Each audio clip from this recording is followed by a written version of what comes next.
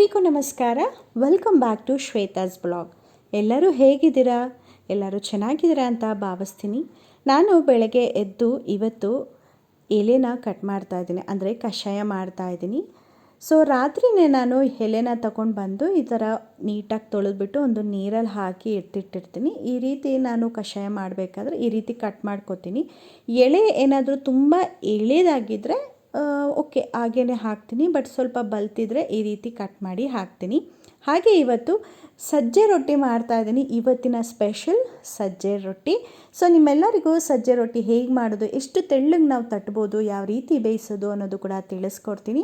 ಹಾಗೆ ಇವಾಗ ನಾನು ಮೊದಲು ಕಷಾಯನ ಇಟ್ಟು ಕುದಿಯೋದಕ್ಕೆ ಇಡ್ತಾಯಿದ್ದೀನಿ. ಇವತ್ತು ಸಜ್ಜೆ ರೊಟ್ಟಿಗೆ ಸ್ವಲ್ಪ ಟೊಮೆಟೊ ಚಟ್ನಿ, ಇದು ಡಿಫ್ರೆಂಟ್ ಆಗಿರುತ್ತೆ. ಹಾಗೆ ನೀವು ಇದು ಯಾವತ್ತೂ ಕೂಡ ಮಾಡಿರಲ್ಲ ಅನ್ಕೋತೀನಿ, ಯಾಕಂದರೆ ಇದು ನಮ್ಮ ಅತ್ತೆಯ ರೆಸಿಪಿ. ನಮ್ಮ ಅತ್ತೆ ಅಂತೂ ಇನ್ನೂ ತುಂಬ ಚೆನ್ನಾಗಿ ಮಾಡ್ತಾರೆ. ಇವತ್ತು ನಾನು ಟೊಮೆಟೊ ಹಾಕಿ ಅದಕ್ಕೆ ಸ್ವಲ್ಪ ಉಪ್ಪು ನೀರನ್ನ ಹಾಕಿ ಕುಕ್ಕರಲ್ಲಿ ಕೂಗಿಸ್ತೀನಿ. ಈ ರೀತಿ ಓಳಾಗಿ ಹಾಕಿ ಮಾಡ್ತೀನಿ ಅಂತ ಹೇಳಿದ್ರೆ ಏನಾದರೂ ಕೆಟ್ಟೋಗಿದ್ರೆ ನೋಡಿ ನಾವು ಕುಕ್ಕರಲ್ಲಿ ಇಡೋದ್ರಿಂದ ಒಳ್ಳೆಯದು ಅಂತ ಹೇಳಿ. ಈ ಹಂತದಲ್ಲಿ ನೀವು ಟೊಮೆಟೊ ಜೊತೆಗೆ ಹಸಿಮೆಣ್ಸಿನ್ಕಾಯಿನೂ ಕೂಡ ಹಾಕಿ ಬೇಯಿಸಿಟ್ಕೋಬೋದು. ಆದರೆ ಹಸಿಮೆಣ್ಸಿನ್ಕಾಯಿ ಇವತ್ತು ಮನೇಲಿರಲಿಲ್ಲ, ಆ ಕಾರಣಕ್ಕೆ ಖಾರದ ಪುಡಿನೇ ಬಳಸ್ಕೊಳ್ಳೋಣ ಅಂತ. ಹಾಗೆ ನೆನಾಕಿಟ್ಟಿರುವಂಥ ನವಣೆನೂ ಕೂಡ ಅನ್ನ ಮಾಡೋದಕ್ಕೆ ಬೇಯೋದಕ್ಕಿಟ್ಟೆ, ಯಾಕಂದರೆ ನನ್ನ ಹಸ್ಬೆಂಡ್ಗೆ ಮಧ್ಯಾಹ್ನಕ್ಕೆ ಬೇಕಾಗುತ್ತೆ ಅಂತ ಹೇಳಿಬಿಟ್ಟು ಅನ್ನನೂ ಕೂಡ ಇಟ್ಟೆ. ಸೊ ಈ ರೀತಿ ನಾನು 3 ಸ್ಟವ್ ಬರ್ನರು ಕೂಡ ನೀಟಾಗಿ ಬಿಸಿ ಮಾಡಿ ಏನೆಲ್ಲ ಹೆಚ್ಕೋಬೇಕು ಅದನ್ನೆಲ್ಲ ಹೆಚ್ಕೊಳ್ಳೋಣ ಅಂತ. ಹಾಗೆ ಇನ್ನೊಂದು ಸೂಪರ್ ರೆಸಿಪಿ ಅಂದರೆ ಇವತ್ತು ನಾನು ಖರ್ಜೂರನ ಬಳಸ್ಕೊಂಡು ರಸಾಯನ ಹೇಗೆ ಮಾಡೋದು ಅಂತ ತಿಳಿಸ್ಕೊಡ್ತೀನಿ. ಸೊ ಇವಾಗ ನಾನು ಫಸ್ಟು ಎಲ್ಲ ಖರ್ಜೂರನ ಸ್ಲೈಸ್ ಆಗಿ ಈ ರೀತಿ ಕಟ್ ಮಾಡ್ಕೊತಾ ಇದ್ದೀನಿ. ಹಾಗೆ ರೊಟ್ಟಿಗೆ ಸ್ವಲ್ಪ ಕ್ಯಾರೆಟ್ನ ತುರ್ಕೊಂಡು ಹಾಗೆ ಸ್ವಲ್ಪ ಸೈಡ್ಸಿಗೆ ಕ್ಯಾರೆಟ್ನ ಕಟ್ ಮಾಡಿ ಇಟ್ಕೊಂಡೆ. ಸ್ವಲ್ಪ ದಪ್ಪದಾಗಿ ಬೆಲ್ಲ ಬರುತ್ತೆ ಗೊತ್ತಾ, ಅಚ್ಚು ಬೆಲ್ಲ ನನಗೆ ಅಷ್ಟು ಇಷ್ಟನೇ ಆಗಲ್ಲ. ಈ ರೀತಿ ದೊಡ್ಡದಾಗಿ ಉಂಡೆ ಬೆಲ್ಲ ಬರುತ್ತೆ, ಅದನ್ನು ಸ್ವಲ್ಪ ಚೆಚ್ಚಿ ಇಟ್ಕೊಂಡಿರ್ತೀನಿ. ಈ ರೀತಿ ಏನಾದರೂ ನಾನು ಅಡುಗೆ ಮಾಡ್ತಾಯಿದ್ದೀನಿ ಅಂದರೆ ಈ ರೀತಿ ಬಳಸ್ಕೊತೀನಿ. ಆದರೆ ನಾನು ಏನು ಬೆಲ್ಲದ ಪೌಡರ್ ಕಾಫಿಗೆ ಅಂತ ತರ್ತೀನಲ್ವ ಅದನ್ನು ನಾನು ಬಳಸೋದಿಲ್ಲ, ಅದು ಸ್ವಲ್ಪ ಕಪ್ಪು ಕಲರ್ ಬರುತ್ತೆ. ಅದಕ್ಕೋಸ್ಕರ ಈ ಬೆಲ್ಲನ ಬಳಸೋದ್ರಿಂದ ಸ್ವಲ್ಪ ಬಿಳಿಯಾಗಿ ಬರುತ್ತೆ, ಆ ಕಾರಣಕ್ಕೆ. ಹಾಗೆ ಟೇಸ್ಟು ಕೂಡ ಸ್ವಲ್ಪ ಡಿಫ್ರೆಂಟಾಗೇ ಇರುತ್ತೆ. ಈ ರೀತಿ ಕವರಲ್ಲಿ ನೀಟಾಗಿ ಗುಂಡ್ಕಲ್ನ ತೊಗೊಂಡು ಜಜ್ಜಿ ಇಟ್ಕೊಂಡು ಅದಾದಮೇಲೆ ಅದನ್ನು ನಾವು ಹಣ್ಣಿನ ಮೇಲೆ ಹಾಕ್ಕೊಂಡ್ರೆ ಒಂದು ಸ್ವಲ್ಪ ಹೊತ್ತಾದಮೇಲೆ ರಸ ಎಲ್ಲ ಬಿಟ್ಕೊಂಡು ಎಷ್ಟು ನೀಟಾಗಿ ನೀರೆಲ್ಲ ಇರುತ್ತೆ ಗೊತ್ತಾ, ಅದನ್ನು ಕುಡಿಯೋದಕ್ಕೆ ಒಂದು ಒಳ್ಳೆ ಮಜಾ ಬರುತ್ತೆ, ಟೇಸ್ಟ್ ಇರುತ್ತೆ, ತುಂಬ ಚೆನ್ನಾಗಿರುತ್ತೆ, ತಿನ್ನಬೇಕು ಅಂತ ಅನ್ನಿಸ್ತಿರುತ್ತೆ. ಈ ರೀತಿ ನಾನು ಖರ್ಜೂರದ ಮೇಲೆ ಕಾಯಿನ ಹಾಕ್ಕೊಂಡು ಜಜ್ಜಿ ಪುಡಿ ಮಾಡಿರುವಂಥ ಕಾಯಿನ ಹಾಕ್ಕೊಂಡು ಈ ರೀತಿ ಫಸ್ಟು ನಾನು ಕಲಸಿ ಇಟ್ಕೊಂಡು ಬಿಡ್ತೀನಿ. ನೀಟಾಗಿ ಹಣ್ಣಿಂದ ನೀರು ಬಿಟ್ಕೊಳ್ಳುತ್ತೆ. ಹಾಗೆಯೇ ನಾನು ನಿಮಗೆ ತಿಂಡಿ ಮಾಡೋ ಅಷ್ಟರೊಳಗೆ ನೋಡ್ಬೋದು, ತೋರಿಸ್ತೀನಿ ನಾನು ಎಷ್ಟು ನೀರು ಕೂಡ ಬಿಟ್ಟಿತ್ತು ಅಂತ. ಈ ರೀತಿ ನಾನು ಕಲಸಿಟ್ಬಿಟ್ಟು ಲಿಡ್ನ ಮುಚ್ಚಿ ಒಂದು ಸೈಡಿಗೆ ಎತ್ತಿಟ್ಕೊಂಡು ನಾನು ಮತ್ತೆ ಏನು ತಿಂಡಿ ಮಾಡಬೇಕಲ್ಲ ಅದಕ್ಕೆಲ್ಲ ಬೇರೆ ಬೇರೆ ಕೆಲಸಗಳನ್ನು ಮಾಡಿ ಇಟ್ಕೋತೀನಿ. ಅಷ್ಟರೊಳಗೆ ಕಷಾಯ ಆಗಿರ್ಬೋದು ಹಾಗೆ ಅನ್ನ ಆಗಿರ್ಬೋದು ಎಲ್ಲ ಕೂಡ ನೀಟಾಗಿ ಬೆಂದಿತ್ತು. ಫಸ್ಟು ನಾನು ಅನ್ನನ ಕೈಯಾಡಿದೆ, ತುಂಬ ತೆಳ್ಳಗೆ ಮಾಡಿದ್ರೆ ಚೆನ್ನಾಗಿರುತ್ತೆ. ಇವಾಗ ಕಷಾಯ ಕೂಡ ಬೆಂದಿತ್ತು, ಆಫ್ ಮಾಡ್ತಾ ಇದ್ದೀನಿ. ಅನ್ನ ಯಾವ ರೀತಿ ಅಂದರೆ ಈ ಗಂಜಿ ಆಗುತ್ತೆ ಗೊತ್ತಾ, ಆ ರೀತಿ ಒಂದೊಂದು ಸತಿ ಬೇಯಿಸ್ತೀನಿ. ಮನೇಲಿ ಯಾವ ರೀತಿ ಸಾರಿದೆ ಅಥವಾ ಮಧ್ಯಾಹ್ನ ಏನರಲ್ಲಿ ತಿಂತಾರೆ ಅದ್ರ ಮೇಲೆ ಡಿಪೆಂಡ್ ನಾನು ಉಡಿಯಾಗಿ ಮಾಡಬೇಕಾ ಅಂತ. ಯಾಕಂದರೆ ವೈಟ್ ರೈಸ್ ಆದರೆ ಡಿಫ್ರೆಂಟು, ಆದರೆ ಇದು ಮಿಲಿಟ್ಸ್ ಆಗಿರೋದ್ರಿಂದ ನಾವು ಅದಕ್ಕೊಂದು ಥರನೇ ಮಾಡಿದ್ರೆ ನಾವು ಇಷ್ಟಪಟ್ಟು ತಿನ್ಬೋದು. ಈಗ ನಾನು ಇನ್ನೊಂದು ಕಡೆ ರೊಟ್ಟಿ ಮಾಡೋದಕ್ಕೆ ನೀರನ್ನ ಕಾಯಿಸ್ಕೊತಾ ಇದ್ದೀನಿ. ಮೊದಲು ನಾನು ಒಂದು ದಬ್ರಿಗೆ ನೀರನ್ನ ಹಾಕ್ಬಿಟ್ಟು, ಅಂದರೆ 1 ಗ್ಲಾಸ್ ನೀರನ್ನ ಹಾಕಿ ಇದಕ್ಕೆ ಉಪ್ಪನ್ನ ಹಾಕಿ ಕಾಯಕ್ಕಿಟ್ಟೆ. ಅದಾದಮೇಲೆ ಸಜ್ಜೆ ಪೌಡ್ರ್ ಮಾಡಿಸಿದ್ದೆ, ಅಂದರೆ ಸಜ್ಜೆನ ಮಿಷಿನ್ಗೆ ಹೋಗಿ ಒಂದು ಸಜ್ಜೆನ ಮಿಷಿನ್ಗೆ ಹಾಕ್ಸ್ಕೊಂಡು ಬಂದಿದ್ದೆ. ಅದನ್ನು ಸ್ವಲ್ಪ ಕೈಯಲ್ಲೇ ತೊಗೊಂಡು ಒಂದು ಅರ್ಧ ಸ್ಪೂನ್ ಆಗೋಷ್ಟು ನೀರು ಮೇಲೆ ಚಿಮ್ಮಿಸಿದ್ರೆ ನೀಟಾಗಿ ಕೈ ಆಡಿದ್ರೆ ಅದು ಗಂಟು ಕೂಡ ಆಗೋದಿಲ್ಲ. ಈ ರೀತಿ ನಾವು ನೀರನ್ನ ಮಳ್ಸೋದ್ರಿಂದ ನಮಗೆ ಸಾಫ್ಟಾಗಿ ಸಿಗುತ್ತೆ ರೊಟ್ಟಿ, ಹಾಗೆಯೇ ಕ್ರಿಸ್ಪಿಯಾಗೂ ಸಿಗುತ್ತೆ, ತಟ್ಟೋದಕ್ಕೆ ನೀಟಾಗಿ ಇರುತ್ತೆ. ಒಂದೊಂದು ಸತಿ ನಾನು ಬಿಸಿನೀರಲ್ಲೂ ಕೂಡ ಕಳಿಸ್ಕೊತೀನಿ. ಆದರೆ ಮಧ್ಯಾಹ್ನ ನಾನು ಯಾವತ್ತಾದರೂ ರೊಟ್ಟಿ ತೊಗೊಂಡು ಹೋಗ್ತಿದ್ದೀನಿ ಅಂದರೆ ಈ ರೀತಿ ಮಾಡ್ಕೋತೀನಿ. ರಾತ್ರಿ ಅಥವಾ ಸಂಡೇ ನಾನೇನಾದರೂ ರೊಟ್ಟಿ ಮಾಡೋದಿದ್ರೆ ನಾನು ಬರೀ ಬಿಸಿನೀರಲ್ಲಿ ಕಲಿಸ್ಕೊಂಡ್ಬಿಡ್ತೀನಿ. ಯಾಕಂದರೆ ನಾವು ಆವಾಗಲೇ ಬೇಯಿಸ್ಕೊಂಡು ಆವಾಗಲೇ ತಿನ್ನೋದ್ರಿಂದ ನಮಗೆ ಆವಾಗ ಲೇಟ್ ಆಗುತ್ತೆ, ಒರಟಾಗತ್ತೆ ಅನ್ನೋದು ಏನಿರೋದಿಲ್ಲ. ಆ ಕಾರಣಕ್ಕೆ ಸ್ವಲ್ಪ ಹಿಟ್ಟನ್ನು ಹಾಕ್ಕೊಂಡು ಕೂಡ ನೀರಲ್ಲಿ ಕುದಿಸ್ಕೊತೀನಿ. ಇನ್ನೂ ಕುದ್ದಿರಲಿಲ್ಲ ಬಿಸಿನೀರು, ಆ ಕಾರಣಕ್ಕೆ ಅಷ್ಟರೊಳಗೆ ನಾನು ಸಾರು ಮಾಡೋದಕ್ಕೂ ಇಟ್ಕೊಳ್ಳೋಣ ಅಂತ ಹೇಳಿ ಸಬ್ಸಿಗೆ ಸೊಪ್ಪು ಹಾಗೆ ತೊಗರಿ ಬೇಳೆನ ಹಾಕ್ಕೊಂಡು ಬಸ್ಸಾರು ಮಾಡ್ಕೊಳ್ಳೋಣ ಅಂತ ಹೇಳಿ ಅಕಸ್ಮಾತು ಸಾರು ಮಾಡೋದಕ್ಕೆ ಟೈಮ್ ಆಗಲಿಲ್ಲ ಅಂದ್ರೂ ಕೂಡ ಅಟ್ಲೀಸ್ಟ್ ಬೇಯಿಸಿ ಕಾಳನ್ನ ಒಗ್ಗರಣೆ ಹಾಕ್ಬಿಟ್ಟು ಆಫೀಸಿಂದ ಬಂದಮೇಲೆ ಅದೇ ನೀರು ಏನಿರುತ್ತಲ್ವ ಸ್ವಲ್ಪ ಕಾಳನ್ನು ಕೂಡ ಎತ್ತಿಟ್ಟು ಹೋದರೆ ನಾನು ಬಂದು ಬಸ್ಸಾರನ್ನ ಮಾಡ್ಬೋದು ಅಂತ ಹೇಳಿ ಬೇಯೋದಕ್ಕೆ ಇಡ್ತಾ ಇದ್ದೀನಿ. ಯೂಶ್ವಲಿ ರೊಟ್ಟಿ ಮಾಡುವಾಗ ನಾನು ಸಾರು ಮಾಡೋದಕ್ಕೆ ಹೋಗೋದಿಲ್ಲ. ನೆನ್ನೆನೂ ಕೂಡ ಸಾರು ಮಾಡೋಣ ಅಂದ್ಕೊಂಡು ಸಾರು ಮಾಡೋಕ್ಕಾಗಿರಲಿಲ್ಲ. ಮತ್ತು ಸಾರು ಮಾಡಿಲ್ಲ ಅಂದರೆ ಅನ್ನಕ್ಕೆ ಮೊಸರು ಹಾಕ್ಕೊಂಡು ತಿಂತಾರೆ, ಇಲ್ಲ ಚಟ್ನಿ ಪುಡಿ ಹಾಕ್ಕೊಂಡು ತಿಂತಾರೆ. ಅದು ಒಂದು ದಿನಕ್ಕೆ ಚೆನ್ನಾಗಿರುತ್ತೆ. ಸೊ ಆ ಕಾರಣಕ್ಕೆ ರೊಟ್ಟಿ ಮಾಡೋವಾಗ ಏನಾದರೂ ಆಯಿತು ಅಂದರೆ ಮಾಡೋದು, ಇಲ್ಲಾಂದರೆ ಬಸ್ಸಾರು ಅಂದರೆ ಸ್ವಲ್ಪ ಟೈಮ್ ತೊಗೊಳುತ್ತೆ. ಅದಕ್ಕೆ ನಾನು ಸಾಯಂಕಾಲ ಮಾಡ್ತೀನಿ. ಟೈಮ್ ಇತ್ತು ಅಂದರೆ ಆವಾಗಲೇ ಮಾಡೋಣ ಅಂತ ಇಡೋದನ್ನು ಇಟ್ಬಿಟ್ಟೆ. ಇವಾಗ ನಾನು ಏನು ಬೌಲ್ಗೆ ಸ್ವಲ್ಪ ಸಜ್ಜೆ ಹಿಟ್ಟನ್ನು ತೊಗೊಂಡಿದ್ದೆ. ಅದಕ್ಕೆ ಸ್ವಲ್ಪ ತುರಿದಿಟ್ಕೊಂಡಿರುವಂಥ ಕ್ಯಾರೆಟ್ ಹಾಗೆ ಸಣ್ಣದಾಗಿ ಹೆಚ್ಚಿಟ್ಕೊಂಡಿರುವಂಥ ಕರಿಬೇವಿನ ಸೊಪ್ಪನ್ನ ಹಾಕಿ ನೀಟಾಗಿ ಡ್ರೈ ಮಿಕ್ಸ್ ಮಾಡ್ಕೊತೀನಿ. ನಾನು ಈ ಹಂತದಲ್ಲಿ ಉಪ್ಪನ್ನ ಹಾಕಲ್ಲ, ಯಾಕಂದರೆ ನೀರಿಗೆ ನಾನು ಆಲ್ರೆಡಿ ಉಪ್ಪನ್ನ ಹಾಕಿರೋದ್ರಿಂದ ನಾನು ಇಲ್ಲಿ ಉಪ್ಪನ್ನ ಹಾಕಲ್ಲ, ಇಲ್ಲಾಂದರೆ ಜಾಸ್ತಿ ಆಗಿಬಿಡತ್ತೆ ಅಂತ. ಈ ರೀತಿ ನೀಟಾಗಿ ಕೈಯಾಡೋದ್ರಿಂದ ಕ್ಯಾರೆಟ್ ಹಾಗೆ ಕರಿಬೇವಿನ ಸೊಪ್ಪು ಎಲ್ಲ ಕಡೆ ಹೊಂದ್ಕೊಳ್ಳುತ್ತೆ, ಹಾಗೆ ನೀಟಾಗಿ ಎಲ್ಲ ಕಡೆ ಕಲಿಸ್ಕೊಳ್ಳುತ್ತೆ ಅಂತ ಹೇಳಿ. ಇವಾಗ ನಾನು ನೀಟಾಗಿ ಕಲಸಿದಾದ್ಮೇಲೆ ಡೈರೆಕ್ಟ್ ಮಳ್ತಾ ಇರುವಂಥ ನೀರನ್ನ ಈ ರೀತಿ ಬಟ್ಲಿಗೆ ಹಾಕ್ಕೊಳ್ತಾ ಇರ್ತೀನಿ. ಯೂಶ್ವಲಿ ಏನಾಗುತ್ತೆ, ತುಂಬ ಸುಡ್ತಾ ಇರೋದ್ರಿಂದ ಕೈಯಲ್ಲಿ ನಾವು ಕಲ್ಸೋಕ್ಕಾಗಲ್ಲ. ಈ ರೀತಿ ಸ್ಪೂನಲ್ಲೇ ಕಲಿಸ್ಬೇಕಾಗತ್ತೆ. ಇಲ್ಲಾಂದರೆ ಬಿಸಿ ಬಿಸಿ ನೀರನ್ನ ಹಾಕಿಬಿಟ್ಟು ತಟ್ಟೆ ಮುಚ್ಚಿದ್ರು ಕೂಡ ಆಗುತ್ತೆ. ಬಟ್ ಮುಚ್ಚಿ ಸ್ವಲ್ಪ ಹೊತ್ತು ಇಡೋದಕ್ಕೆ ಕೂಡ ನಾನು ಆಫೀಸ್ಗೆ ಹೋಗೋದ್ರಿಂದ ಟೈಮ್ ಆಗೋದಿಲ್ಲ. ಆ ಕಾರಣಕ್ಕೆ ನಾನು ಈಗಲೇ ಕಲಿಸ್ಕೊತಾ ಇದ್ದೀನಿ. ಸಜ್ಜೆ ರೊಟ್ಟಿ ಸ್ವಲ್ಪ ಸಾಫ್ಟಾಗೇ ಇರುತ್ತೆ ಈ ರೀತಿ ಮಾಡೋದ್ರಿಂದ, ಅದಕ್ಕೆ ಫಸ್ಟೇ ರೊಟ್ಟಿ ಮಾಡ್ತಾ ಇದ್ದೀನಿ. ಅಕ್ಕಿ ರೊಟ್ಟಿ, ರಾಗಿ ರೊಟ್ಟಿ ಆದರೆ ನಾನು ಎಲ್ಲ ಅಂದರೆ ಇದಕ್ಕೆ ಬೇಕಾಗಿರುವಂಥ ಪಲ್ಯ, ಚಟ್ನಿ ಏನು ಬೇಕೋ ಎಲ್ಲ ಮಾಡಿ ಕೊನೆಯದಾಗಿ ರೊಟ್ಟಿ ಇಟ್ಕೊತೀನಿ. ಆದರೆ ಸಜ್ಜೆ ರೊಟ್ಟಿ ಹಾಗಲ್ಲ, ತೆಳ್ಳದಾಗೂ ತಟ್ಬೋದು, ಹಾಗೆಯೇ ಸ್ವಲ್ಪ ಸಾಫ್ಟಾಗೂ ಇರುತ್ತೆ. ಆ ಕಾರಣಕ್ಕೆ ಫಸ್ಟ್ ರೊಟ್ಟಿ ತಟ್ಬಿಡೋಣ ಅಂತ. ಯಾಕಂದರೆ ಇನ್ನೂ ಸಾರು ಮಾಡೋದು ಕೂಡ ಪೆಂಡಿಂಗ್ ಇದೆ ಅಲ್ವಾ. ಆದರೆ ಸಾರು ಮಾಡೋದು, ಇಲ್ಲಾಂದರೆ ಆಫೀಸಿಂದ ಬಂದು ಮಾಡೋದು. ಈ ರೀತಿ ನೀಟಾಗಿ ಚಪಾತಿ ಹಿಟ್ಟು ಹೇಗೆ ಕಲಿಸ್ತೀರೋ ಅದೇ ಹಂತದಲ್ಲಿ ನಾವು ಕಲಿಸ್ಬಿಟ್ಟು ಒಂದು ತಟ್ಟೆ ಇಟ್ಟು ಲಿಡ್ನ ಕ್ಲೋಸ್ ಮಾಡ್ಕೋಬೇಕು. ಇವಾಗ ನಾನು ಹಂಚನ್ನ ಇಟ್ಕೋತಾ ಇದ್ದೀನಿ ನೀಟಾಗಿ ರೊಟ್ಟಿನ ತಟ್ಟೋದಕ್ಕೆ. ಈಗ ನಾನು ಅದೇ ಒಂದು ದಬ್ರಿಗೆ ಸ್ವಲ್ಪ ತಣ್ಣೀರನ್ನ ಹಾಕೋತಿದ್ದೀನಿ, ಯಾಕಂದರೆ ರೊಟ್ಟಿಗೆ ಸರುಕೊಳಕ್ಕೂ ಕೂಡ ಬೇಕಲ್ವ, ಆ ಕಾರಣಕ್ಕೆ. ಹಾಗೆ ಮಣೆನ ಇಟ್ಕೋತಾ ಇದ್ದೀನಿ. ಒಂದೊಂದು ಸತಿ ನಾನು ಕೌಂಟರ್ ಟಾಪ್ ಮೇಲೇ ತಟ್ತೀನಿ, ಒಂದೊಂದು ಸತಿ ಮಣೆನ ಇಟ್ಕೋತೀನಿ. ಸಂಡೇ ಅಥವಾ ಸ್ಯಾಟರ್ಡೇ ಅಥವಾ ರಾತ್ರಿ ಈ ರೀತಿ ರೊಟ್ಟಿ ಮಾಡಿದ್ರೆ ಕೌಂಟರ್ ಟಾಪ್ ಮೇಲೇ ತಟ್ಕೊತೀನಿ ಅಥವಾ ಚಪಾತಿ ಹರ್ಕೋತೀನಿ. ಆದರೆ ಇವಾಗ ಆ ರಿಸ್ಕ್ ತೊಗೊಳಕ್ಕೆ ಹೋಗೋದಿಲ್ಲ, ಯಾಕಂದರೆ ಮತ್ತೆ ಎಲ್ಲ ತೊಳಿಬೇಕು, ಎಲ್ಲ ಒರೆಸ್ಬೇಕು, ಟೈಮ್ ಆಗೋಗುತ್ತೆ ಅಂತ. ಇವಾಗ ನಾನು ರೊಟ್ಟಿ ತಟ್ಟೋಕ್ಕೂ ಮುಂಚೆ ಒಂದು ಸತಿ ನೀಟಾಗಿ ಅದೇ ದಬ್ರಿಯಲ್ಲಿ ನೀಟಾಗಿ ಈ ರೀತಿ ನಾದ್ಕೋತೀನಿ. ನಾವು ಎಷ್ಟು ರೊಟ್ಟಿನ ನಾದ್ಕೋತೀವಿ ಅಷ್ಟು ರಬ್ಬರಾಗಿ ನೀಟಾಗಿ ಸಾಫ್ಟಾಗಿ ಬರುತ್ತೆ, ಟೇಸ್ಟಿಯಾಗೂ ಕೂಡ ಇರುತ್ತೆ. ಆ ಕಾರಣಕ್ಕೆ ನೀಟಾಗಿ ಈ ರೀತಿ ನಾದ್ಕೋಬೇಕು. ನಾದ್ಕೊಂಡು ಎಷ್ಟು ಉಂಡೆ ಆಗುತ್ತೋ ಅಷ್ಟು ಉಂಡೆನ ನಾವು ನೀಟಾಗಿ ಎತ್ತಿಟ್ಕೋಬೇಕು. ಜಾಸ್ತಿ ಆದರೆ ಎತ್ತಿಡಿ ಫ್ರಿಜ್ಜಿಗೆ, ಇಲ್ಲ ಅಂತ ಹೇಳಿದ್ರೆ ಆವಾಗಲೇ ತಟ್ಕೋಬೋದು. ಇವಾಗ ನನಗೆ 6 ಉಂಡೆ ಆಗಿದೆ, ನಾನು 6 ಉಂಡೆನೂ ಕೂಡ ತಟ್ಕೋತಾ ಇದ್ದೀನಿ. ಮತ್ತು 1 ಅಥವಾ 2 ಉಂಡೆ ಉಳ್ಕೊಂತಂದರೆ ಮತ್ತು ಅಷ್ಟಕ್ಕೆ ನಾನು ಮತ್ತೆ ರೊಟ್ಟಿನ ತಟ್ಟಬೇಕಾಗತ್ತೆ. ಅದಕ್ಕೋಸ್ಕರ ನೀಟಾಗಿ ಈ ರೀತಿ 6 ಉಂಡೆನೂ ಕೂಡ ನೀಟಾಗಿ ಕೈಯಲ್ಲೂ ಕೂಡ ಒಂದು ಸತಿ ಉಂಡೆ ರೀತಿಯಲ್ಲಿ, ಇವಾಗ ನಾವು ಜಾಮೂನ್ ಯಾವ ರೀತಿ ಮಾಡ್ತೀವೋ ಆ ರೀತಿ ಮಾಡಿಕೊಂಡು ಒಂದು ತಟ್ಟೆಗೆ ಎತ್ತಿಟ್ಕೊಂಡೆ. ಇವಾಗ ಮಣೆಗೆ ಫಸ್ಟು ನಾನು ಈ ರೀತಿ ತಳಕ್ಕೆ ಹಿಟ್ಟನ್ನು ಹಾಕ್ಕೊಂಡು ಅದ್ರ ಮೇಲೆ ನಾನು ಫಸ್ಟು ಒಂದು ಸ್ವಲ್ಪ ಅಗಲ ಆಗೋಷ್ಟು ತಟ್ಕೋಬೇಕು. ಈ ರೀತಿ ಸ್ವಲ್ಪ ಕಪ್ಪೆರಳು ಅಥವಾ ಬಿಳಿ ಎಳ್ಳನ್ನು ಹಾಕ್ಕೊಂಡು ಈ ರೀತಿ ಫಸ್ಟು ತಟ್ಕೊಳ್ಳಿ. ಯಾಕಂದರೆ ಸಜ್ಜೆ ರೊಟ್ಟಿ ಅಂದ್ರೇ ಎಳ್ಳನ್ನು ಈ ರೀತಿ ಹಾಕೋದು. ಹಾಗೆ ಸಜ್ಜೆ ರೊಟ್ಟಿ ಮಿಷಿನ್ಗೆ ಹಾಕಬೇಕಾದ್ರೇ ಸಜ್ಜೆನ ಅದಕ್ಕೆ ಮಿಕ್ಸ್ ಮಾಡ್ತಾರೆ, ಬೇರೆ ಬೇರೆ ಅರಿಶಿನ ಇರ್ಬೋದು, ಸ್ವಲ್ಪ ಜೀರಿಗೆ, ಈ ರೀತಿ. ಒಂದೊಂದು ಸತಿ ನೀವು ಸಜ್ಜೆ ರೊಟ್ಟಿನ ನೀವು ಗ್ರೀನ್ ಕಲರಲ್ಲೂ ನೋಡ್ತೀರಾ. ನಾನು ಏನೂ ಕೂಡ ಮಿಕ್ಸ್ ಮಾಡಿಲ್ಲ, ಬರೀ ಸಜ್ಜೆನ ಮಾತ್ರ ಮಿಷಿನ್ಗೆ ಹಾಕ್ಸ್ಕೊಂಬಂದಿದ್ದೀನಿ. ಸೊ ಈ ರೀತಿ ನಾವು ತೆಳ್ಳಗೆ ತಟ್ಬೋದು. ಯೂಶ್ವಲಿ ನಾನು ಲಾಸ್ಟ್ ವೀಡಿಯೋದಲ್ಲಿ ಒಂದು ರೊಟ್ಟಿ ತಟ್ಟಿದೆ, ಅದು ನಮ್ಮ ಕಡೆ ತಟ್ಟೋ ಅಂಥ ರೀತಿ. ಆದರೆ ಅದಕ್ಕೂ ಸಣ್ಣದಾಗಿ ನಾವು ಇಲ್ಲಿ ತಟ್ತಾ ಇದ್ದೀನಿ. ಹಿಟ್ಟನ್ನ ಬಳಸ್ಕೊಂಡು, ಎಣ್ಣೆ ಬಳಸ್ಕೊಂಡು ನಾವು ಎಷ್ಟು ಬೇಕಾದ್ರೂ ತೆಳ್ಳಗೆ ತಟ್ಬೋದು, ಬಟ್ ಅದು ಆರೋಗ್ಯಕ್ಕಷ್ಟು ಒಳ್ಳೆಯದಲ್ಲ. ಎಣ್ಣೆನ ಬಳಸದೆ ನಾವು ರೊಟ್ಟಿ ಮಾಡೋದೇ ಆರೋಗ್ಯಕ್ಕೆ ಒಳ್ಳೆಯದು. ಈ ರೀತಿ ನಾನು ತಟ್ಕೊಳ್ಳೋ ಅಷ್ಟರೊಳಗೆ ಹೆಂಚು ಕೂಡ ನೀಟಾಗಿ ಕಾದಿತ್ತು. ಹಾಗೆ ನಾನು ಬೇಯಿಸೋದಕ್ಕೂ ಕೂಡ ನೀರನ್ನ ಎಲ್ಲೂ ಕೂಡ ಬಳಸೋದಿಲ್ಲ. ರೊಟ್ಟಿ ಅಂದರೆ ಹಾಗೆ ಎಣ್ಣೆ ಎಲ್ಲೂ ಕೂಡ ಬಳಸಲ್ಲ.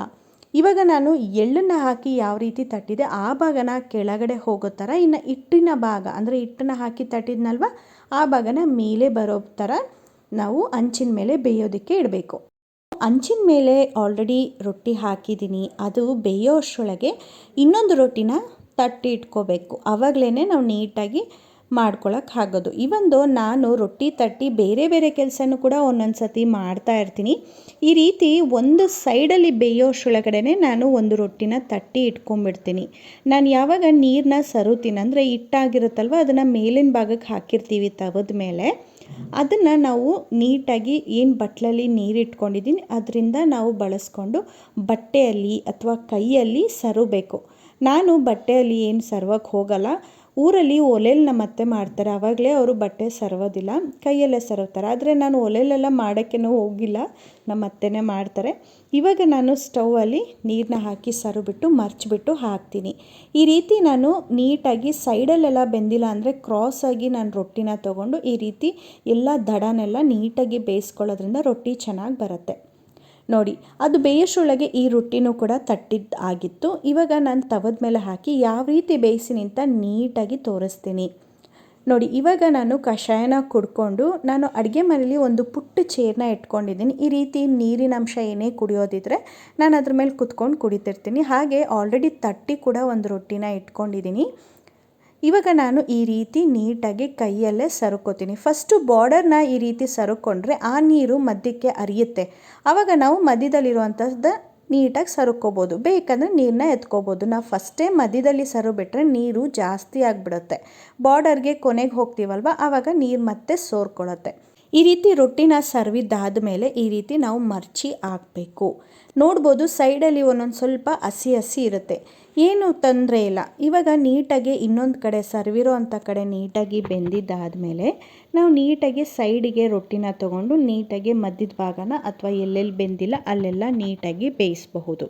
ನಾನಿವಾಗ ನಿಮಗೆ ಕಂಪ್ಲೀಟಾಗಿ ಒಂದು ರೊಟ್ಟಿ ಹೇಗೆ ಬೇಯಿಸೋದು ಅಂತ ಸ್ಪೀಡ್ ಮಾಡಿಲ್ಲ ವೀಡಿಯೋನ, ಹಾಗೆ ನಾರ್ಮಲಾಗಿ ತೋರಿಸ್ತಾ ಇದ್ದೀನಿ, ನೀವು ನೋಡ್ಬೋದು.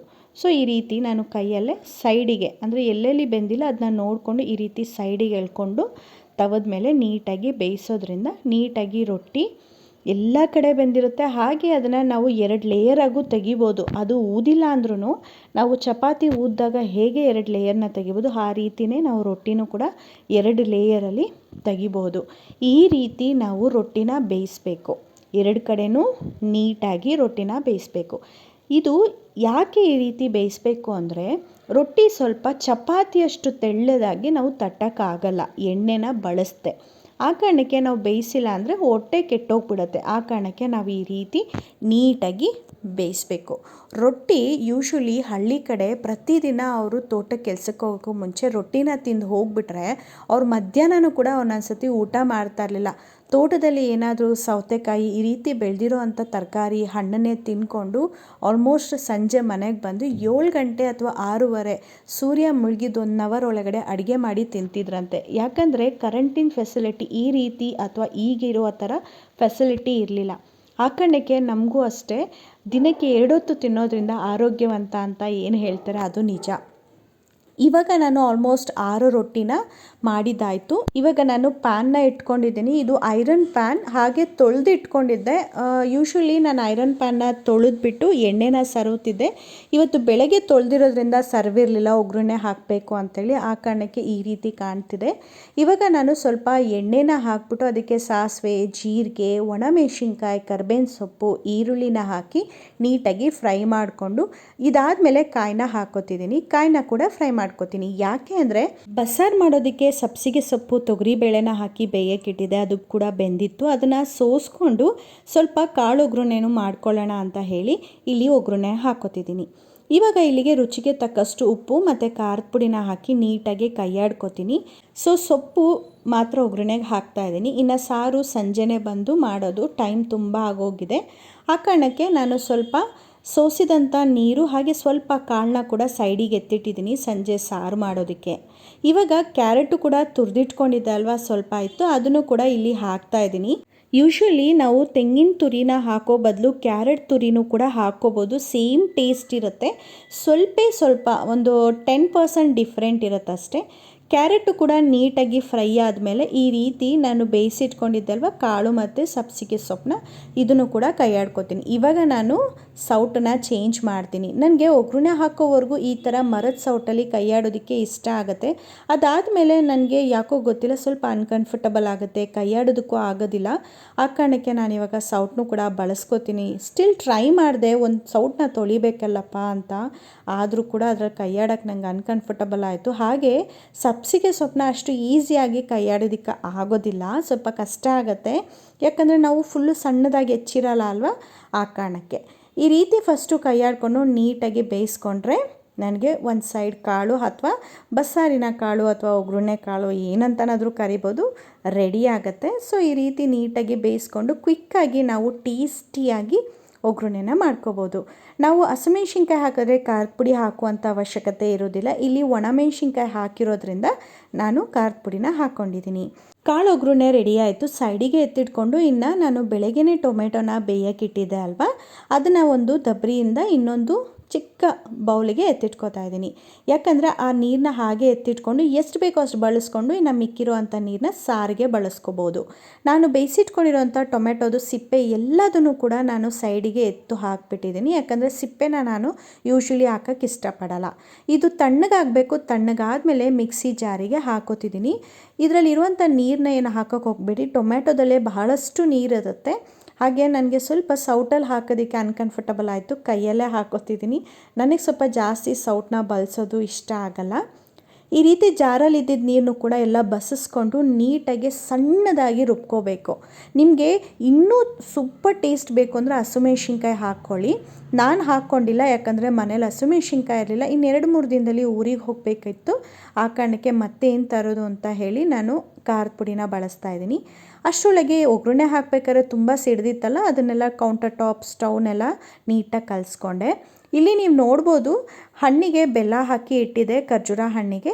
ಅಲ್ಲಿ ಹಾಕಿರುವಂಥ ಬೆಲ್ಲ ಎಲ್ಲ ನೀರು ಬಿಟ್ಕೊಂಡಿತ್ತು, ಕರ್ಗೋಗಿತ್ತು. ಅದಕ್ಕೆ ಸ್ವಲ್ಪ ಕಾಯಿ ಹಾಕಿದ್ರೆ ಮುಗ್ದೋಯ್ತು. ಎಸ್, ಖರ್ಜೂರದ ರಸಾಯನ ರೆಡಿ ಆಯಿತು. ಎಷ್ಟು ಟೇಸ್ಟಿ ಇರುತ್ತೆ ಗೊತ್ತಾ. ನಿಮಗೆ ಬೇಕಂದರೆ ಆ ರಸ ಏನು ಬಿಟ್ಟಿರೋದು, ಆ ರಸನ ಇನ್ನೂ ಸ್ವಲ್ಪ ತಾದ ಮೇಲೆ ಸೋಸ್ಕೊಂಡು ಕೂಡ ರಸಾಯನನ ತಿನ್ಬೋದು. ಬೆಲ್ಲದ ಬದಲಾಗಿ ನೀವು ಖರ್ಜೂರ ಏನಿರುತ್ತಲ್ವ, ಖರ್ಜೂರನ ರುಬ್ಬಿಟ್ಟು ಹಾಕ್ಕೊಳ್ಬೋದು. ಇಲ್ಲಾಂದರೆ ಲೈನ್ ಡೇಟ್ಸ್ ಹನಿ ಹಾಕ್ಕೋಬೋದು, ಇಲ್ಲಾಂದರೆ ಜೇನುತುಪ್ಪ ಹಾಕ್ಕೋಬೋದು. ಎಷ್ಟು ಟೇಸ್ಟಿ ಇರುತ್ತೆ ಗೊತ್ತಾ. ಇದಕ್ಕೆ ಬ್ಲ್ಯಾಕ್ ದ್ರಾಕ್ಷಿ ಅಂದರೆ ಒಣ ದ್ರಾಕ್ಷಿನ ಹಾಕ್ಕೊಂಡ್ರೂ ಕೂಡ ತುಂಬಾ ಚೆನ್ನಾಗಿರುತ್ತೆ. ಆದರೆ ಒಣ ದ್ರಾಕ್ಷಿ ಖಾಲಿ ಆಗಿತ್ತು, ಆ ಕಾರಣಕ್ಕೆ ನಾನು ಹಾಕಿಲ್ಲ. ಇವಾಗ ನಾನು ಬಾಣಲಿಗೆ ಎಣ್ಣೆ ಹಾಕ್ಕೊಂಡೆ. ಟೊಮೆಟೊ ಚಟ್ನಿನ ಒಗ್ಗರಣೆಗೆ ಹಾಕಬೇಕು ಅಂತ ಹೇಳಿ ಸ್ವಲ್ಪ ನೀರಿತ್ತು, ತುಂಬ ಸಿಡಿತಿತ್ತು. ಆ ಕಾರಣಕ್ಕೆ ಎಲ್ಲ ಕಡೆ ಗಲೀಜಾಗತ್ತೆ ಅಂತೇಳಿ ತಟ್ಟೆ ಕ್ಲೋಸ್ ಮಾಡಿದೆ. ಒಂದು ಬಾಣಲಿಗೆ 1.5 ಸ್ಪೂನ್ ಆಗೋಷ್ಟು ಸಾಸಿವೆ ಎಣ್ಣೆ ಹಾಕಿ, ಸಾಸಿವೆ, ಜೀರಿಗೆ, ಕರ್ಬೇವಿನ ಸೊಪ್ಪನ್ನ ಹಾಕಿ ಸಿಡಿಸ್ಕೊಂಡೆ. ಈ ಹಂತದಲ್ಲಿ ಫುಲ್ಲು ಸ್ಲಿಮ್ಮಲ್ಲಿ ಇಟ್ಟಿದ್ದೀನಿ ನಾನು, ಫುಲ್ ಅಂದರೆ ಫುಲ್ ಸ್ಲಿಮ್ಮಲ್ಲಿ ಇಟ್ಟಿದ್ದೀನಿ. ಇವಾಗ ನೀವು ಸ್ವಲ್ಪ ಗರಂ ಮಸಾಲ, ಖಾರದ ಪುಡಿ, ಸಾಂಬಾರು ಪುಡಿ ಅಂದರೆ ನೀವು ಸಾಂಬಾರು ಪುಡಿನಾದರೂ ಹಾಕ್ಕೊಳ್ಬೋದು. ಇಲ್ಲ ಅಂತ ಹೇಳಿದ್ರೆ ಬರೀ ಕೊತ್ತಂಬರಿ ಬೀಜ ಪೌಡರ್ ಬರುತ್ತಲ್ವ, ಅದನ್ನು ಕೂಡ ಹಾಕ್ಕೊಳ್ಬೋದು. ಹಾಗೆ ಸ್ವಲ್ಪ ಮೆಣಸು, ಜೀರಿಗೆ ಪೌಡರ್ ಇಷ್ಟನ್ನು ಹಾಕಿ ನಾನು ಸ್ಟವ್ ಆಫ್ ಮಾಡಿದ್ದೀನಿ ನೋಡಿ. ಇವಾಗ ನಾನು ಕೈಯಾಡ್ತಾ ಇದ್ದೀನಿ. ಸ್ಟವ್ನ ಆಫ್ ಮಾಡಿದ್ದೀನಿ. ಸ್ಟವ್ ಆನಲ್ಲೇ ಇದ್ದರೆ ಎಲ್ಲ ಮಸಾಲೆ ಏನು ಹಾಕಿದ್ದೀವಿ ಅದು ಎಲ್ಲದೂ ಕೂಡ ಸೀದ್ಬಿಡುತ್ತೆ. ಈಗ ಮತ್ತೆ ನಾನು ಸ್ಟವ್ನ ಆನ್ ಮಾಡಿಕೊಂಡು ಏನು ಟೊಮ್ಯಾಟೋನ ರುಬ್ಬಿ ಇಟ್ಕೊಂಡಿದ್ದೆ, ಟೊಮ್ಯಾಟೋನ ನಾನು ಇವಾಗ ಒಗ್ಗರಣೆ ಒಳಗಡೆ ಹಾಕ್ತಾ ಇದ್ದೀನಿ. ಸೊ ಇವಾಗ ಹಾಕಿ ನೀಟಾಗಿ ಕುದಿಸ್ಬೇಕು. ಆಹಾ, ಟೇಸ್ಟ್ ಹೆಂಗಿರುತ್ತೆ ಗೊತ್ತಾ. ಉಪ್ಪಿನಕಾಯಿ ಯಾವ ರೀತಿ ಇರುತ್ತೆ ಅದೇ ಥರ ಟೊಮ್ಯಾಟೊ ಪಿಕಲ್ ಅನ್ನೋ ರೀತಿಯಲ್ಲೇ ಇರುತ್ತೆ. ಎಷ್ಟು ಚೆನ್ನಾಗಿರುತ್ತೆ ಅಂದರೆ ಅಷ್ಟು ಸೂಪರಾಗಿರುತ್ತೆ. ಒಂದೊಂದು ಕಡೆ ಖಾರ, ಒಂದೊಂದು ಕಡೆ ಸಿಹಿ, ಒಂದೊಂದು ಕಡೆ ಹುಳಿ ಎಷ್ಟು ಚೆನ್ನಾಗಿರುತ್ತೆ ಅಂದರೆ ನೀವು ಕೂಡ ಟ್ರೈ ಮಾಡಿ. ಈಗ ಟೊಮೆಟೊ ಬೇಯಿಸಿದಂಥ ನೀರಿತ್ತಲ್ವ, ಅದನ್ನು ಕೂಡ ಸ್ವಲ್ಪ ಮಿಕ್ಸಿ ಜಾರ್ಗೆ ಹಾಕ್ಬಿಟ್ಟು ಅದನ್ನು ಅಲ್ಲಾಡಿಸಿ ಆ ನೀರನ್ನು ಕೂಡ ಹಾಕ್ಕೊಂಡಿದ್ದೀನಿ. ನಿಮಗೆ ಏನಾದರೂ ಈ ಸಾಂಬಾರು ಪುಡಿನ ಬಳಸೋದಕ್ಕೆ ಇಷ್ಟ ಇಲ್ಲ ಅಂದರೆ ಅದನ್ನು ನೀವು ಸ್ಕಿಪ್ ಮಾಡ್ಕೋಬೋದು. ಆವಾಗಲೂ ಕೂಡ ತುಂಬ ಟೇಸ್ಟಿಯಾಗಿರುತ್ತೆ, ತುಂಬ ಚೆನ್ನಾಗಿರುತ್ತೆ. ನಾನು ಒಂದೊಂದು ಸತಿ ಸಾಂಬಾರು ಪೌಡ್ರನ್ನ ಹಾಕ್ತೀನಿ, ಒಂದೊಂದು ಸತಿ ಸಾಂಬಾರು ಪೌಡರ್ನ ಹಾಕಲ್ಲ. ಇವತ್ತು ಹಾಕಿರೋಂಥ ರೀಸನ್ ಏನಂತ ಹೇಳಿದ್ರೆ, ನಾನು ಇವತ್ತು ಸಾಂಬಾರು ಮಾಡ್ತಲ್ಲ ಮಧ್ಯಾಹ್ನ ಅನ್ನಕ್ಕೆ ಇದನ್ನು ಬಳಸ್ಕೋಬಹುದು ಅವರು ಅಂತ ಹೇಳಿ. ಇಲ್ಲಾಂದರೆ ನೀವು ಬೇಕಿದ್ರೆ ಸಾಂಬಾರು ಪುಡಿನ ಸ್ಕಿಪ್ ಮಾಡ್ಕೋಬಹುದು. ಈ ರೀತಿ ಎಲ್ಲದನ್ನು ಕಲಿಸ್ಬಿಟ್ಟು ಲಿಡ್ನ ಕ್ಲೋಸ್ ಮಾಡಿ ಸ್ವಲ್ಪ ಹೊತ್ತು ಕುದಿಯೋಕ್ಕೆ ಬಿಟ್ಟಾದಮೇಲೆ ಸ್ವಲ್ಪ ಕಸ್ತೂರಿ ಮೇಥಿನ ಹಾಕಿಬಿಟ್ಟು ನೀಷ್ಟು ತುಂಬ ಚೆನ್ನಾಗಿರುತ್ತೆ. ಕಸ್ತೂರಿ ಮೇಥಿ ಹಾಕಿದ್ರೆ ಇವತ್ತು ಕೊತ್ತಂಬರಿ ಸೊಪ್ಪು ಕೂಡ ಖಾಲಿ ಆಗಿಬಿಟ್ಟಿದೆ, ಆ ಕಾರಣಕ್ಕೆ ಕಸ್ತೂರಿ ಮೇಥಿನ ಸ್ವಲ್ಪ ಜಾಸ್ತಿನೇ ಹಾಕಿದ್ದೀನಿ. ಇದು ಸ್ವಲ್ಪ ಖಾರ ಖಾರವಾಗಿರುತ್ತೆ ಚಟ್ನಿ, ಆ ಕಾರಣಕ್ಕೆ ಸ್ವಲ್ಪ ಬೆಲ್ಲನೂ ಕೂಡ ಹಾಕ್ತಾಯಿದ್ದೀನಿ. ಹೆಂಗಿರುತ್ತೆ ಅಂದರೆ ತಿಂತಾಯಿದ್ರೆ ಒಂದು ಕಡೆ ಸಿಹಿನೂ ಅನಿಸ್ತಿರುತ್ತೆ, ಒಂದು ಕಡೆ ಖಾರ ಅನಿಸ್ತಿರುತ್ತೆ, ಸ್ವಲ್ಪ ಒಂದು ಕಡೆ ಹುಳಿ ಹುಳಿ ಅನಿಸುತ್ತೆ. ತುಂಬ ತಿನ್ನೋದಕ್ಕೆ ಟೇಸ್ಟಿಯಾಗಿರುತ್ತೆ, ತುಂಬ ಚೆನ್ನಾಗಿರುತ್ತೆ. ನೀವು ಕೂಡ ಒಂದು ಸತಿ ಟ್ರೈ ಮಾಡಿ. ಈ ರೀತಿ ಕೈ ಆಡಿಬಿಟ್ಟು ನಾನೊಂದು ಸತಿ ಒಂದು ತಟ್ಟೆನ ಮುಚ್ಚಿ ಇಟ್ಬಿಡ್ತೀನಿ, ಒಂದು ಸ್ವಲ್ಪ ಕುದಿಯತ್ಲಿ ಅಂತ. ಇವಾಗ ನೋಡ್ಬೋದು ಟೊಮೆಟೊ ಹಾಕಿ ಏನೇ ಅಡುಗೆ ಮಾಡಿದ್ರೂ ಕಲರ್ಫುಲ್ ಆಗಿರುತ್ತೆ. ಇವಾಗ ಟೊಮೆಟೊನೂ ಕೂಡ ಅಷ್ಟೇ ಕುದ್ದಿದ್ದಾದಮೇಲೆ ಮೇಲ್ಗಡೆ ಆ ಗ್ರೇವಿ ಕಲರ್ ಸೂಪರಾಗಿರುತ್ತೆ, ತಿನ್ನೋದಕ್ಕೂ ಕೂಡ ಆಸೆ ಆಗ್ತಾಯಿದೆ ನನಗೆ. ಬಟ್ ಸ್ಟಿಲ್ ಏನು ಮಾಡೋದು, ಬೆಳಗ್ಗೆ ನಾನು ರೊಟ್ಟಿನ ತಿಂತಾಯಿಲ್ಲ, ಮಧ್ಯಾಹ್ನನೇ ಟೇಸ್ಟ್ ನೋಡೋದು. ಸೊ ಎಸ್, ಬೆಳಗ್ಗೆ ತಿನ್ನೋಕ್ಕಾಗಲ್ಲ, ಸ್ವಲ್ಪ ಲೈಟಾಗಿ ತಿನ್ಬೋದು. ಅಕಸ್ಮಾತ್ ನಾನು ಬೆಳಗ್ಗೆ ತಿಂಡಿ ತಿಂದುಬಿಟ್ರೆ ಹೆವಿಯಾಗಿ ಮಧ್ಯಾಹ್ನ ಊಟ ಮಾಡೋದಕ್ಕೆ ಆಗೋದಿಲ್ಲ. ಆಫೀಸಲ್ಲಿ ಎಲ್ಲರೂ ಲಂಚ್ ಬ್ರೇಕ್ ಯಾಕೆ ಹೋಗಿಲ್ಲ, ಲಂಚ್ ಯಾಕೆ ತಿಂತಾಯಿಲ್ಲ ಅಂತೆಲ್ಲ ಕೇಳ್ತಾರೆ. ಅದಕ್ಕೋಸ್ಕರ ಬೆಳಗ್ಗೆ ಸ್ವಲ್ಪ ಲೈಟಾಗೇ ತಿಂದುಬಿಡ್ತೀನಿ. ಈಗ ನಾನು ಒಗ್ಗರಣೆ ಹಾಕಿರುವಂಥ ಕಾಳಿರ್ಬೋದು, ಮಾಡಿದಂಥ ರಸಾಯನ ಇರ್ಬೋದು, ಎಲ್ಲದೂ ಕೂಡ ನನ್ನ ಹಸ್ಬೆಂಡ್ಗೆ ತಟ್ಟೆಗೆ ಬಳಸಿ ಅವ್ರಿಗೆ ಬ್ರೇಕ್ಫಾಸ್ಟ್ ತಟ್ಟೆನ ರೆಡಿ ಮಾಡಿ ಇಡ್ತಾ ಇದ್ದೀನಿ. ಎಸ್, ಇವಾಗ ಅವ್ರ ತಟ್ಟೆನೂ ಕೂಡ ರೆಡಿ ಮಾಡಿ ನಾನು ಕೂಡ ಬ್ರೇಕ್ಫಾಸ್ಟ್ ಮಾಡಿ ಆಫೀಸ್ಗೆ ಹೊರಡುವಂಥ ಸಮಯ. ನನಗೆ ಈ ರೀತಿ ತಟ್ಟೆಗೆಲ್ಲ ಅರೇಂಜ್ ಮಾಡಿ ಹೋಗೋದ್ರಿಂದ ಒಂದೊಳ್ಳೆ ನೆಮ್ಮದಿ. ಯಾಕಂದರೆ ಅವರು ನಾನು ಮಾಡಿರುವಂಥ ಅಡುಗೆ ಅಷ್ಟು ತಿಂದಿದ್ದಾರೆ ಅಂತ ಕಾನ್ಫಿಡೆನ್ಸ್ ಇರುತ್ತೆ. ನಾನೇನಾದರೂ ಎತ್ತಿಟ್ಟೋಗಿಲ್ಲ ಅಂದರೆ ಎಲ್ಲ ಅಡುಗೆ ಅಲ್ಲೇ ಇರುತ್ತೆ, ಬರೀ ರೊಟ್ಟಿಗೆ ಏನು ಮಾಡಿರ್ತೀನಿ ಟೊಮ್ಯಾಟೊ ಚಟ್ನಿ ಅಲ್ವಾ, ಅದು ಮಾತ್ರ ತಿಂದಿರ್ತಾರೆ, ಇನ್ನು ಮಿಕ್ಕಿದೆಲ್ಲ ಮಿಕ್ಕಿರುತ್ತೆ. ಈ ರೀತಿ ಮಾಡ್ತಾರೆ ಅಂತ ಹೇಳಿ ನಾನು ತಟ್ಟೆಲಿ ಈ ರೀತಿ ಜೋಡಿಸ್ಬಿಟ್ಟು ಆ ತಟ್ಟೆಗೆ ಮತ್ತೊಂದು ತಟ್ಟೆನ ಮುಚ್ಚಿಡ್ತೀನಿ. ಇದ್ರ ಮೇಲೆ ನಾನು ರೊಟ್ಟಿನ ಇಡ್ತೀನಿ. ಯಾಕಂತ ಹೇಳಿದ್ರೆ ರೊಟ್ಟಿನ ಅದೇ ತಟ್ಟೆ ಒಳಗಡೆ ಇಟ್ಟರೆ ಚೆನ್ನಾಗಿರಲ್ಲ, ಜಾಗನೂ ಸಾಲಲ್ಲ. ಇನ್ನು ರಸಾಯನನ ಸ್ವಲ್ಪ ನಾನಿವಾಗ ಬ್ರೇಕ್ಫಾಸ್ಟ್ಗೆ ಅಂತ ಹೇಳಿ ತಿನ್ನೋದಕ್ಕೂ ಕೂಡ ಎತ್ತಿಟ್ಕೊಂಡು ಮಿಕ್ಕಿರೋ ಅಂಥದ್ದನ್ನು ನಾನು ಫ್ರಿಜ್ಜಿಗೆ ಎತ್ತಿಟ್ಕೊತೀನಿ. ಯಾಕಂದರೆ ನಾವು ಬರೋದು ರಾತ್ರಿ ಅಂದರೆ ಸಂಜೆನೇ ಆಗೋಗುತ್ತೆ, 7 ಗಂಟೆ ಆಗೋಗ್ಬಿಡುತ್ತೆ. ಅಷ್ಟರೊಳಗೆ ಸ್ವಲ್ಪ ಹಾಳಾಗಿರುತ್ತೆ, ಯಾಕಂದರೆ ಇವಾಗ ಬೇಸಿಗೆ ಅಲ್ವಾ, ಅದಕ್ಕೆ. ನನ್ನ ಬ್ರೇಕ್ಫಾಸ್ಟ್ ಸ್ವಲ್ಪ ರಸಾಯನ ಕಾಳು ಒಗ್ಗರಣೆ ಮಾಡ್ಕೊಂಡಿದ್ದಲ್ವ, ಇದು ಜೊತೆಗೆ ಕ್ಯಾರೆಟ್, ಇಷ್ಟನ್ನು ಕೂಡ ನನ್ನ ಬ್ರೇಕ್ಫಾಸ್ಟ್ ರೆಡಿ ಮಾಡಿಕೊಂಡು ನನ್ನ ಲಂಚ್ಗೂ ಕೂಡ ರೊಟ್ಟಿ ಹಾಗೆ ಟೊಮೆಟೊ ಚಟ್ನಿ ಕ್ಯಾರೆಟ್ನ ರೆಡಿ ಮಾಡಿ ಇಟ್ಕೊಂಡೆ. ನಾನು ತಿಂಡಿ ತಿಂದು ಇವಾಗ ಹೊರಡ್ತಾ ಇದ್ದೀನಿ. ಇವತ್ತು ತೋರಿಸಿದಂತಹ ಸಜ್ಜೆ ರೊಟ್ಟಿ ಇರ್ಬೋದು, ಟೊಮ್ಯಾಟೊ ಚಟ್ನಿ, ಒಗ್ಗರಣೆ ಕಾಳಿರ್ಬೋದು, ಎಲ್ಲದೂ ಕೂಡ ನಿಮಗೆ ಇಷ್ಟ ಆಯಿತು, ಹಾಗೆ ನಾನು ಹೇಳಿದ್ದು ಅರ್ಥ ಆಗಿದೆ ಅಂತ ಅನ್ಕೋತೀನಿ. ಈ ವಿಡಿಯೋ ನಿಮಗೆ ಇಷ್ಟ ಆಯ್ತಂದರೆ ದಯವಿಟ್ಟು ಲೈಕ್ ಮಾಡಿ, ತೋರಿಸಿದಂಥ ರೆಸಿಪಿ ಟ್ರೈ ಮಾಡಿ, ಚೆನ್ನಾಗಿರುತ್ತೆ. ಹಾಗೆ ಕಮೆಂಟ್ ಬಾಕ್ಸಲ್ಲಿ ಕೂಡ ತಿಳಿಸಿ. ಸಬ್ಸ್ಕ್ರೈಬ್ ಆಗದೆ ನೋಡ್ತಾ ಇದ್ರೆ ಅಂದರೆ ದಯವಿಟ್ಟು ಸಬ್ಸ್ಕ್ರೈಬ್ ಆಗಿ ಅಂತ ಹೇಳ್ತಾ ಈ ವಿಡಿಯೋನ ಮುಗಿಸ್ತಾ ಇದ್ದೀನಿ. ಎಲ್ಲರಿಗೂ ನಮಸ್ಕಾರ.